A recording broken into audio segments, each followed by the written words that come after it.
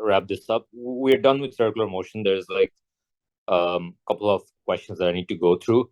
Ajke, I'll be starting gravitational fields. Okay, so I'll first do the review questions and then I'll move on to the next chapter. So, all right, so there are these questions here, Igletukori. I want you to participate as well because they're meant to be a review of what we have done so far. Okay, so yeah, I'll solve it with you guys. So just help me out with the numbers and answers. Okay, it says that a large ball is made of part of a hollow sphere. So basically, this ball is half the sphere, right? So if you take a sphere here, this is like hemisphere, half sphere, like that, right? And what did this say here? They said that we're looking at a view that's provided here where a small spherical ball is placed inside the ball and is given a horizontal speed, like that. The ball follows the horizontal circular path of constant radius. It's basically going in a circle like that, right?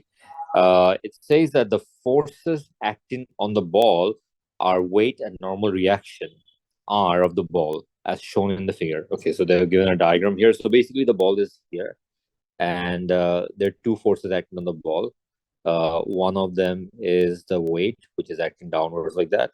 So you have your weight acting here and you have your normal reaction force, which is basically contact force, right? So that's acting that way. So that's your reaction force. And they've given an angle here. So that's theta. Right. So what's the question about? So they said that the normal reaction is given at an angle to the horizontal. By resolving the reaction force into perpendicular components, show that the resultant force F on the ball is given by this expression. So yeah, that's supposed to be easy. It shouldn't take much effort to solve this. So let's start first. So we need to break down R into its components, right? So if you have your R acting this way, yeah, you can break it into components here. So the components of R would be, if the angle is given here as theta, this is going to be R cos theta. And then there's going to be one acting that way, which is R sine theta, right? So yeah, these are the two components out there, and there's a force acting down there, which is weight. So they said that find an expression for W. So it's something we've done before, similar activity, right? So because this ball maintains a constant horizontal height, it maintains a constant horizontal height, right? What does that mean? So vertically, the system is in equilibrium because it's not moving up or down, right? System is in equilibrium. So what's happening here is that the upward force must be equal to downward force, right? So if you use that idea, you'll get here R sine theta is equal to W, and W equals to R divided by sine theta. So yeah, that's the expression, or I think R থেকে বাদ দিতে হবে. R equals to W divided by sine theta. But they are looking for an expression of F. What is F? So F is the resultant force acting on the ball. So the resultant force acting on the ball is F. It must be the force acting towards the center. So it's supposed to be that as the resultant force because there's no counter to this force here, right? So this is your resultant force. So how do you find that? So that is basically R cos theta. So F resultant, that's R cos theta, right? So F equals to R cos theta. And since R is W by sine theta, you can substitute that here. So W divided by sine theta times cos theta is equal to F. And yes, sine by cos is cot, I think. So it's 1 by tan. So eventually W equals to F tan theta shown. Okay. So, yep, there you go. Is that clear, the process? It's very similar to what we have done earlier, the um, conical pendulum. So it's very similar to the conical pendulum, right? So there you go. This is the setup that you have here. Okay, so let's move on to the next part. It says that what is the significance of the force F for the motion of the ball in the ball? So what is the significance of this force F? Can anyone answer? This is the force F, right? What is the significance of this? Significance is basically they're asking you what's the importance of that force. Exactly, very good. So it is the centripetal force or the force that keeps the object in circular motion, right? So we'll state the significance of the force F. F is the centripetal force. Probably this second part is not necessary, but a little better. F is the centripetal force necessary in keeping the object in circular motion. In keeping the object in circular motion. Right. So F is the centripetal force necessary in keeping the object in circular motion. Right. I mean, by just saying centripetal force, it kind of implies that, but just to be safe, you can add that other statement there. Okay, so the ball moves in a circular path of radius 14 centimeter. For this radius, the angle is 28 degrees. Calculate the speed of the ball. So তোমরা একটু try করবে এটা একটা expression দেওয়া আছে W equals to F tan theta, right? So that's the only information that you probably will need from the other part. Is there anything else that you need? No, not really. So yeah, what is the speed of the ball? একটু বের করো তো আমি দেখি আর কিছু লাগে নাকি এখান থেকে না আর কিছু লাগবে না. So yeah, find the speed of this ball. The path is 14 centimeters, as in the radius. The angle is 28 degrees. What is the speed of this ball? Can you try?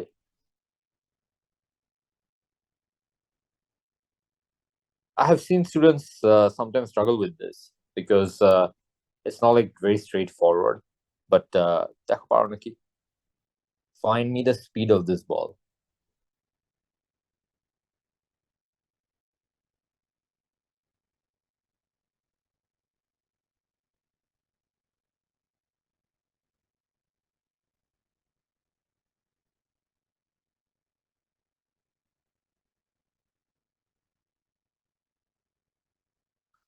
Just a quick reminder because review questions, right? What are the equations of circular motion?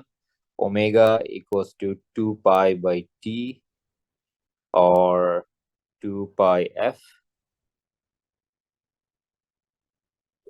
Then you have v equals to omega r. A equals to omega square r or v square by r. That's it, by the way. Okay, so if you're trying to solve questions from circular motion, these should be always enough. Okay, there's no exception to it because these are the only ones that you have. 1.6, 1.6, 1.6. We have 1.1. Okay, so the কেমনে করতে হয়. So first thing you need to do is find speed, right? So for speed, you have to use either of these equations. V equals to omega r. That's an equation you can use, or v squared by r, right? So what I'm going to do right now is form a formula for centripetal force, which is going to be Fc equals to mv squared by r. And when they say speed, right, sometimes students get confused. Is it angular speed or normal speed? It's mostly when they just say speed, it's just speed that we know, okay? And you can confirm that with the unit here. So the unit that you see here gives away the fact that it's supposed to be just your traditional tangential speed, right? Anyways, Fc equals to mv squared by r. And F is equal to mg divided by tan theta. Where did I get that from? So W is weight is mg. So F equals to tan theta divided by mg divided by tan theta, right? So what I'm going to do right now is equate these two, because this force is that force. So mv square by r equals to mg divided by tan theta. And you will notice that the mass cancels out. Is I've found a lot of students will try this question and they'll eventually stop at the point where they realize mass is not provided. It's a thing that I've mentioned many times before. Circular motion typically is independent of the mass. Okay, I wouldn't say always, because there are scenarios where the mass does play a role, but typically the mass doesn't have a role to play. It cancels out. Okay, so yeah, once we have these values here, what do we have here? V square equals to Rg divided by tan theta. R is 14 divided by 100 because centimeter to meter নিতে হবে. Into G is 9.81 divided by tan 28. So yeah, once you put them together, what answer do you get? Is it 1.6? Make sure your calculator is in degree mode, okay? So in degrees, not radian. 1.6, okay.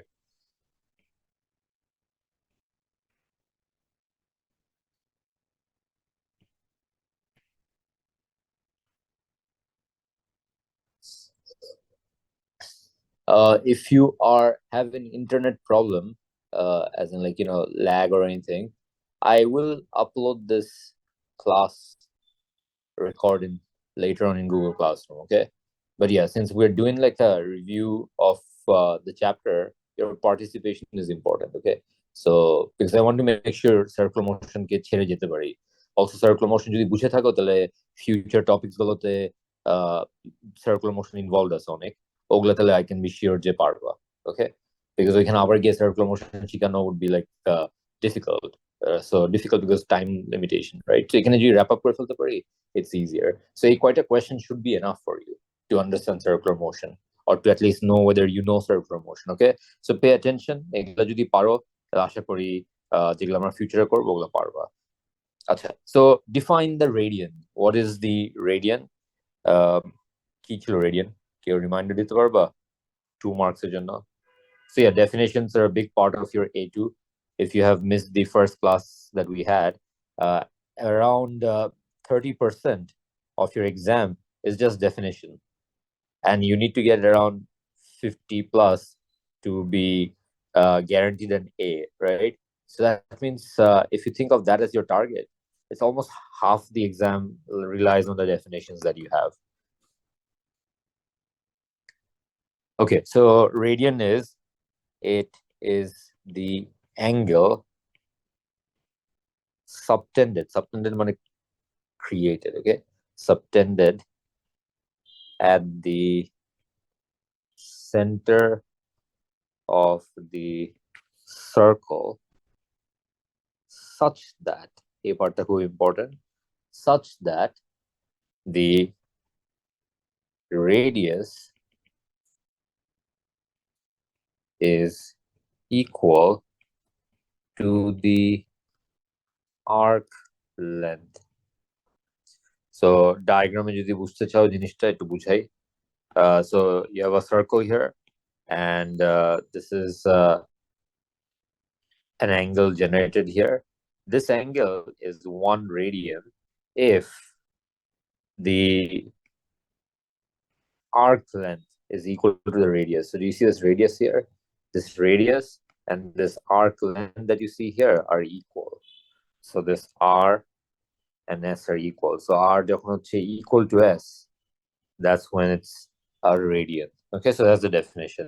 It's an entirely math thing, but they have it in physics. So, I mean, it is what it is. করার কিছু নাই. Okay, let's move to the next one. So these questions are not your typical questions. These are the difficult ones of the ones that usually show up, right? So you like to carefully বুঝার চেষ্টা করো. There's a catch in most questions out there. এটা হচ্ছে is it the one? আচ্ছা দেখি. A small mass is attached to a string. The mass is rotating about a fixed point P at a constant speed shown. Explain what is meant by angular speed about point P of the mass. So what is angular speed? Can anyone remind me? About point P, what is angular speed? Definition of angular speed key.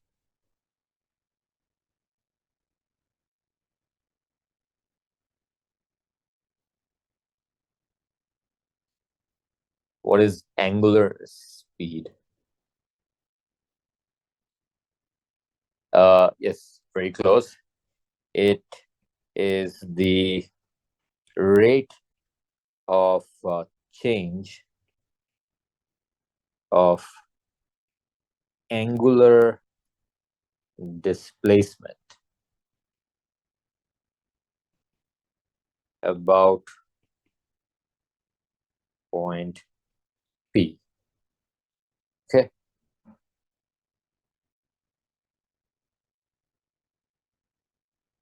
Rate of change of angular displacement, right. So rate of change বললে হচ্ছে you don't need to mention time anymore, but yeah, it is actually based on time. So rate of change of angular displacement.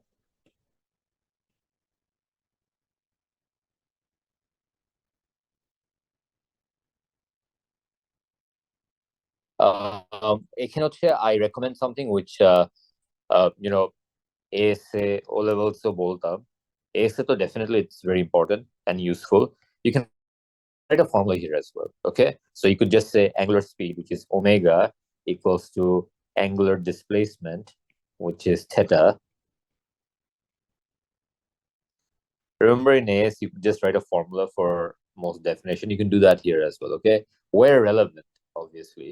So angular displacement divided by time taken, or that would be like theta by t. Right, so that is it. এখানে কি extra কোনো point ছিল না? আমি check করে দেখি. Generally 2 marks ছিল.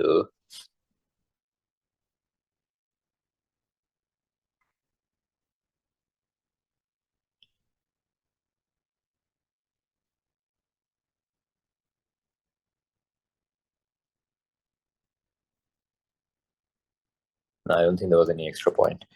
Anyways, let's move on. So next thing is this part. So yeah, this question is very important. 5 marks. Okay. Don't let the 5 marks put you off. It's not really that difficult. It's just there are many small steps that you need to get to before you can get the answer. So that's why it's 5 marks. Okay. Let's try to understand the question. And I've done something similar with you guys. That's why I feel like it a part of it. So let me explain what it is. A horizontal flat plate is free to rotate about a vertical axis through the center as shown here. So you have this vertical axis here, and this is free to rotate. Okay, like a pottery wheel. You can think of this like a pottery wheel, right? And it says that a small mass m is placed on the plate. So you have a mass m placed on the plate at a distance d from the center of rotation. The speed of rotation of the plate gradually increases from zero until the mass is seen to slide off the plate. The maximum frictional force between the plate and the mass is given by this expression. It actually, I don't know এখন কি আছে নাকি, but এটা ম্যাথে একটা equation থাকে এটার উপরে based. I think maybe you don't have it. It's just called the coefficient of friction. F equals to friction equals to mu r. So anyways, physics আমাদের নাই এটা, তার জন্য ওরা তোমাকে বলে দিচ্ছে যে ফর্মুলাটা কি. Okay, the maximum frictional force is given here. W is the weight of the mass. এটার মাসের ওয়েটটা হচ্ছে W, and the distance d is 35 centimeters. Determine the maximum number of revolutions of the plate per minute so that it remains on the plate. So the mass remains on the plate. Explain your working. Do you guys remember it was similar to what question we have done previously? Which question? Arkimona said we have done something similar, right? So do you recall what that question was about? Where a similar idea? Yes, very good. It was the spider question, right? Where this thing keeps rotating, rotating, rotating, and the spider fell off at a particular speed, right? Same thing. It's exactly the same thing. Okay. Only difference হচ্ছে in my question, I already gave you the friction. Ekhane friction is not provided. They've given you a way to find friction. Okay. So I mean, দেখো এটা পারো নাকি? I honestly feel if you can answer this on your own, right? Circular motion can be ticked off. as in, you'll be able to answer majority of the things in circular motion. At least it wouldn't be blank. So দেখো তো পারো নাকি এটা. What is this answer? Number of rotations. So give it a try.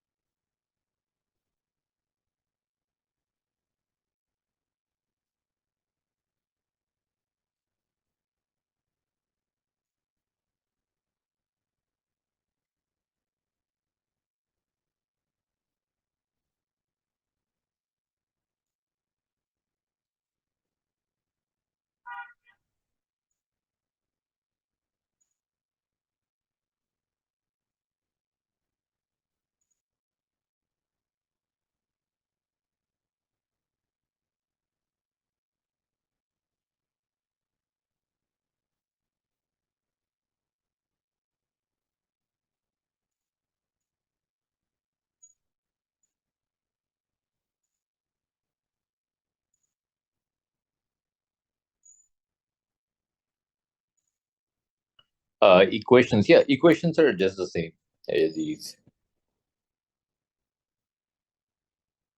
These are all equations you'll need for any circular motion out there, even in the future. Provided, obviously, it's a constant circular motion like the one we do.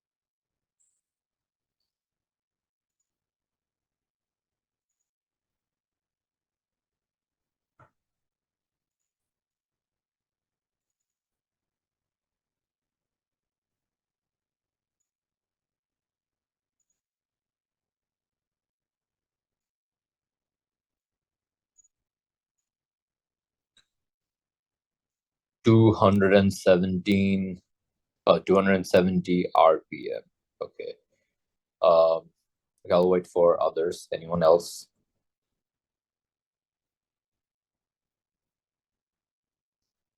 49.9, 42, 43. Okay. Oh, sorry, 42.9. Yes, I think answer আসছে, but anyone else?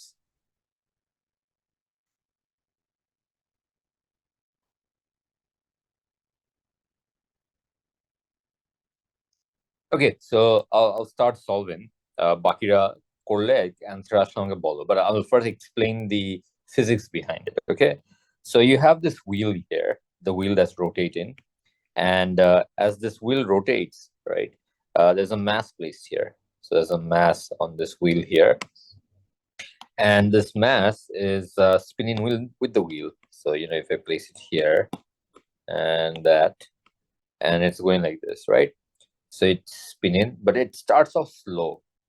And as it starts off slow, and then it gets faster and faster and faster, at one point, what might happen is this mass will fly off, right? Why? That's the first question. So the reason is this thing rotates, and as it rotates, there's a force acting towards the center of this circle. The force that acts towards the center of the circle is what you'd call your centripetal force. Now, in this particular question, the centripetal force is being provided by friction. So Fc is equal to friction. So friction basically helps this object remain in circular motion. However, friction has a limit. Friction is not infinite in this case, right? So there's a limit. So as long as friction can provide your centripetal force, it will remain in a circle. মানে হচ্ছে as you spin this thing, right? ধরো এটাকে spin করা হচ্ছে, and যত জোরে spin করবা, যত faster স্পিন করবা, তত বেশি centripetal force লাগবে. But the centripetal force will be provided by friction because centripetal force is not a force on its own. So একটা পয়েন্টে যেটা হবে that the centripetal force that you need can't be provided by friction anymore because friction is not enough. And in that case, what will happen is this object can't be brought back into a circle anymore because there's not enough force to bring it back into a circular motion. And that's when it flies off. Okay. So as you keep increasing your speed, the friction remains constant, but the centripetal force requirement keeps increasing, right? So at one point, when your centripetal force is greater than friction, right? That is when mass flies. Because circular motion is not attainable anymore. It can't be sustained anymore. So that's the math here. So what I need to do is I need to find this scenario, that when is it possible for it to stay, this sort of questionable to remain on the blade. So this is when it remains, when friction is equal to eta. So something else that you guys should know is that if your centripetal force requirement is less than friction, that's good. It remains in circular motion, remains in circular motion, right? But if your centripetal force is equal to friction, like the first scenario that I've given you, this is also possible. I mean, it still remains, but just remains in circular motion because this is a threshold, right?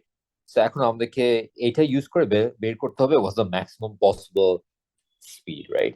So yeah, how do we do this? We'll use Fc equals to friction. So Fc equals to friction here. Fc is your centripetal force, right? And we're looking for revolutions per minute. So omega would be a good value, right? So m omega square r equals to friction is 0.72 W. So 0.72 mg because W is weight. So the mass cancels out here. So you have omega square r equals to 0.72 g. Excuse me. So এখন আমাদের কি বের করতে হবে? We need to find out omega or t basically, right? So 2 pi by t squared into r. Radius is 35 centimeters. So 35 divided by 100 equals to 0.72 into 9.81. So from here, you'll get the time period of your rotation. Can somebody help me with this number? That'll tell me basically what the rotation period is. Like how much time does it take to do one complete cycle? So how much is that time? 1.4 seconds. Okay. So, or you can find frequency 2 pi f u square, but essentially time period or frequency যেকোনো একটা লাগবে. So you have your time period now. Now the question is how many revolutions per minute can it do? So now I'll use unitary method. If one revolution, right, takes 1.4 seconds, how many revolutions would be possible in a minute? 60 seconds. So therefore, based on unitary method, x is going to be 60 by 1.4, right? So 60 divided by 1.4. How much is that? 42. Is it like 42 point something? Okay. 42.8. So 42.8 revolutions per minute. So you can't write 43. You can write 42. Okay. Now it doesn't say anywhere maximum number of revolutions. So complete bolena, but I remember at a mark scheme they allowed everything except for 43. Okay. Can we not go from radian per second to rotation per minute? Radian per second to rotation per minute. No, because rotation rotation is not based on the angle. Rotation is number of completion of angle. So radian is like how much angle has been covered, right? And rotation is the number of times a complete angle is covered. So there are ways you can, use unitary method and eventually get to the answer, but there's no direct conversion out there. So you have to break it down first. So the answer here should be correct answer, okay? It's this obviously, or 42 revolutions per minute. The reason why 43 is not possible, so I'll add this in the bracket because students have confusion here. 43 is not allowed. Why? Because since at 42.8, it already has flown off. At 42.8, the mass flies. So wouldn't it be incorrect to say 43 is possible? Because at 42.8, this is the right value, by the way. So at 42.8, it does actually fly off, right? So if you keep increasing your rotation, 42, 42.1, 42.2, 42.5, 42.6, it's still rotating. 42.7 is still rotating. 42.8, it's barely rotating. 42.9 is not there anymore. It has flown off. So if I say 43 is the maximum number, then that's incorrect, right? So if you want to go for a whole number, the answer is 42 complete revolutions per minute. Or Etermar scheme, they allowed 42.8 as well, which is like the exact value. But 43 is not allowed.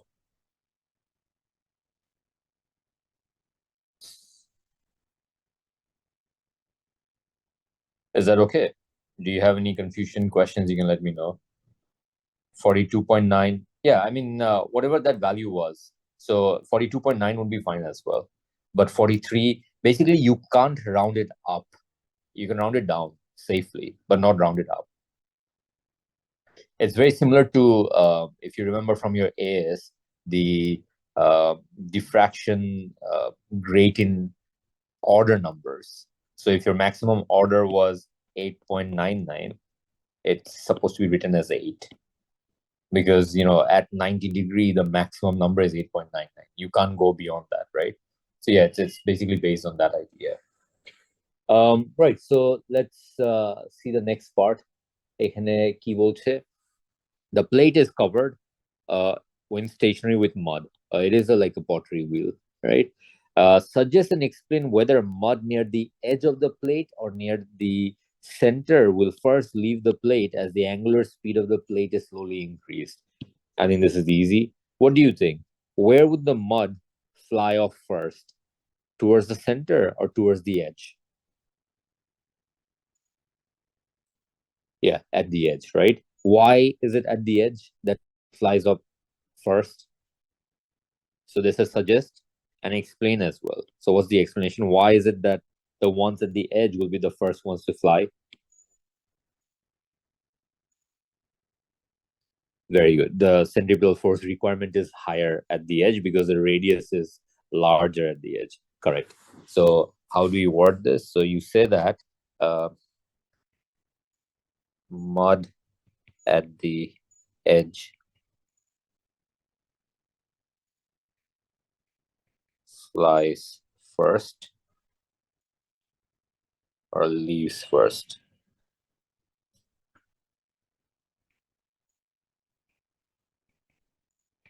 And what's the reason behind this? The edge is at a larger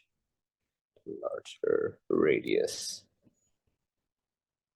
compared to the center. Hence, it requires greater centripetal force to keep the mud on the plate.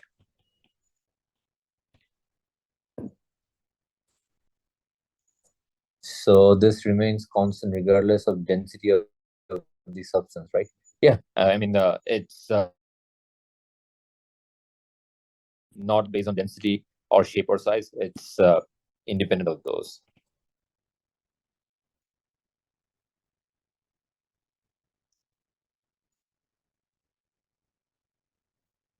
Why is it that mass is not a factor? Because you'll find it here. So see, the mass gets canceled out.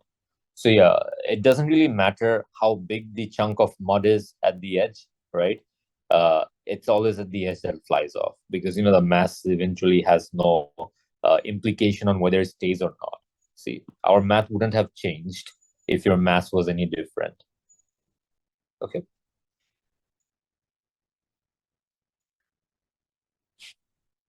All right. So I think this is fine.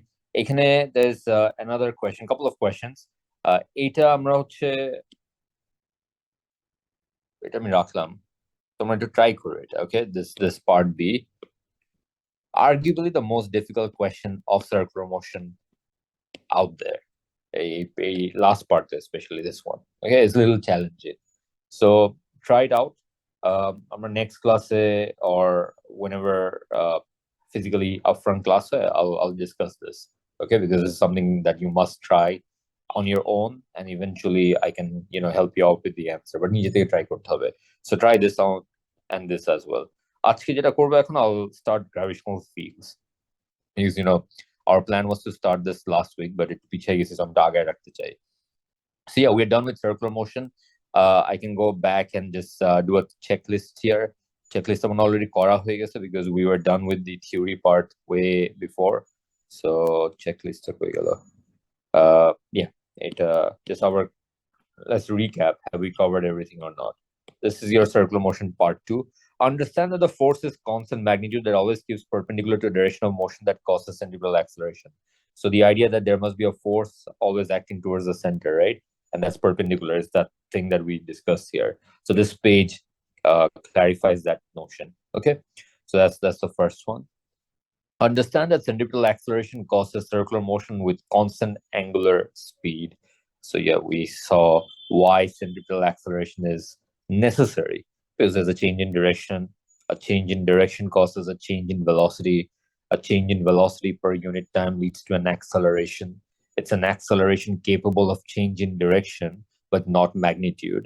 So if you put all of those things into place, it can mean only one thing, that the acceleration acts towards the center. Right, and the equations here. So we are done with circular motion. Okay, let's see. Next chapter to start kori. So before I start the next chapter, actually just clarify kori circular motion is a chapter from which you get exclusive questions once every 3-4 years. Okay, what I mean by exclusive question is that just circular motion, like the ones we have done. But most of the time it's going to be mixed with other chapters like this. Okay, so if you go through your past paper, you'll find that every single year, right, so far, I don't know if there's any exception, but every single year so far you will have a question from gravitational field. So this one is one of those core topics out there. 100% আসবে exam it's inevitable. Okay, so এই চ্যাপ্টারটা খুবই important. It's also not that difficult. There's just one part to it that students don't like. It's the gravitational potential part. Okay, but long way to go there. So বাকিগুলো খুবই interesting. আশা করি পারবা তোমরা. All right, so what does the chapter deal with? So আজকে আমি just এটা নিয়ে start করব. Gravitational field. Understand that gravitational field is an example of a field of force, and define gravitational field as a force per unit mass. Represent field using field lines. So let's try to understand the origin of gravitational fields. Right. So what is gravitational field? Where does it all begin with? So first thing that you need to understand is this is one force that we can experience as humans. It's something that we can feel. So you won't be able to feel magnetic field around you unless like you're a migrating bird. Birds have this thing where they can feel magnetic fields and they can figure where to go. So humans can't. So magnetic field is something you won't be interacting with. Electric field, you might be sometimes capable of feeling it, but that's because of the static in the air. Your body can't really feel it. When it comes to strong force, strong nuclear force, weak nuclear forces, right? Nothing that you can experience. So the force that we have been experiencing since the beginning of time is gravity, like the force of gravity, right? But this is the one that's ironically the least understood. So I'll tell you why. So we know as physicists that gravity has effect on mass. So it affects mass, and if there's a mass in this field, the mass would behave in a certain way. We understand that very well. We understand what gravity does to objects in the field. So it moves, it falls, it spins. We know all that. But the thing that we don't know is we don't know what provides gravity. So this is still a mystery. It's one of the mysteries out there. We assume that there's this, you know, particle out there called the gravitron, which provides gravity, right? It is the interaction particle for the fundamental force, but there's no evidence of that. It's just, an assumption. It's a theory, not backed by any evidence out there. So gravity kotha theke ashe is still not well understood, but the effects of gravity is very well understood. Like, probably the best. Okay, what we will be learning are the effects of gravity. Like, how does gravity affect an object? Okay, so OITA is what our aim is going to be. We have no, like, as an A level student, you wouldn't really know where gravity originates from, but you have to know how it affects objects within the field. That's the premise of our chapter. Okay, so where did gravity, the idea of gravity begin with? So, most people give Newton the credit for it, rightfully so. But the effects of gravity were studied for thousands of years prior. I mean, things fall, right? And now anyone who's investigating will always want to figure out why is it falling, how is it falling. There was this physicist called Galileo. He like found the value of g itself, 9.81, the acceleration. He used to do experiments from the Leaning Tower of Pisa. So basically, he used to drop objects and see how they interact, right? So Newton eventually brought the formula and the equation that explains us how it works. And those are what we're going to learn right now. So O level পর্যন্ত যা শিখাচ্ছিল, you're at the Galileo level, you could say. W equals to mg. But এখানে এসে we'll learn the actual Newton's laws of gravitation. So the first thing that we are going to learn right now is what's a gravitational field? So it turns out the origin for gravitational force is mass. So gravitational force is exerted by any object with mass. So where does it all come from? It is generated by any object with mass. So it turns out if you have an object with mass, it has a gravitational field around it. So you have a gravitational field around you. The Earth has a gravitational field around it, right? The Moon has a field around it. So it is generated by any object with mass. Now, why is it referred as a gravitational field, right? So the reason is the effect of gravity, the force that gravity exerts is not a contact force. You can experience it if you're nearby a mass. What do I mean by that? So if you're a mass here, right, and if there's another mass nearby, this mass will start to feel the force of gravity, even though it's not in contact. So it'll start to feel the force when it's out here. And such kind of interaction is due to interaction with fields. Fields are basically invisible region in which the forces act. So the region where the force is acting around this is called the gravitational field. Just like electric field is the place where charge experiences force, gravitational field is a region in which a mass experiences force. So the definition of gravitational field is that it's a region in which a mass experiences force. So whenever there's a mass in a gravitational field, it'll experience a force. And the force is only going to be attractive in nature, what I'm to say.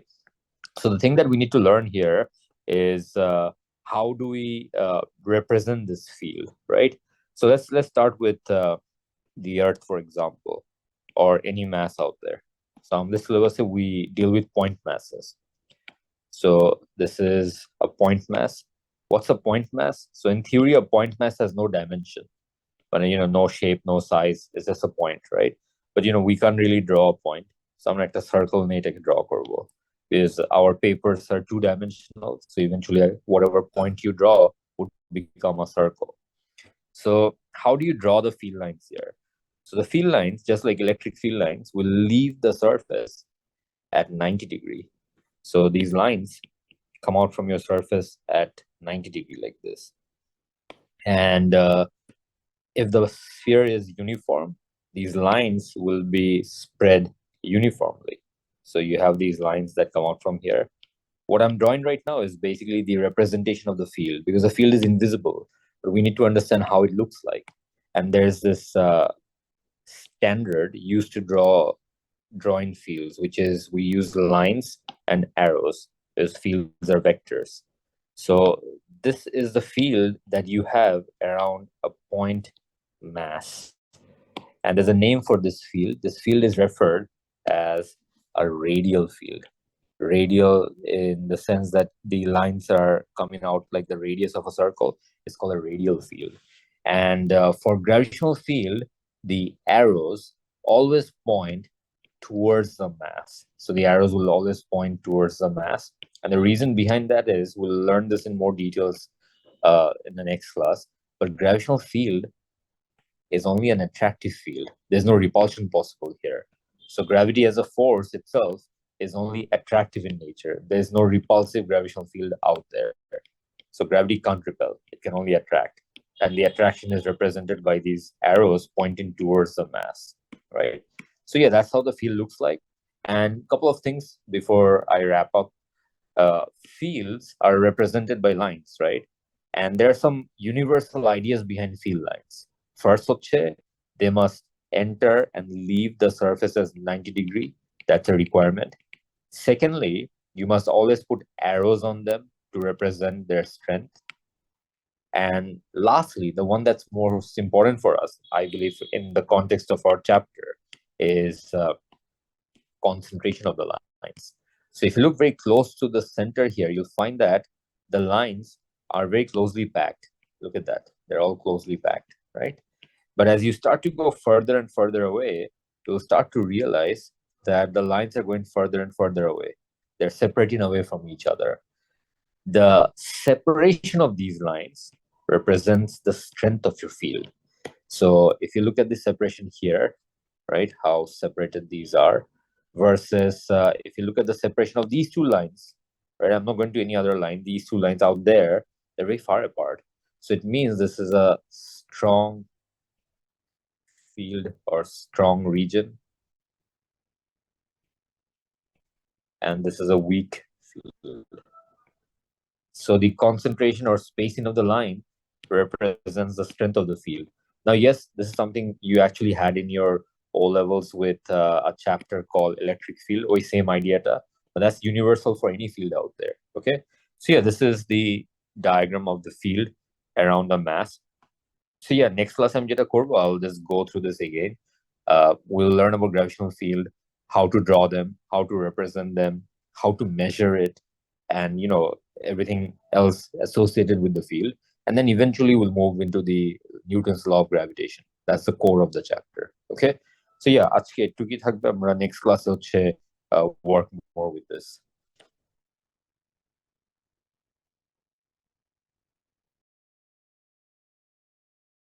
Recording stopped.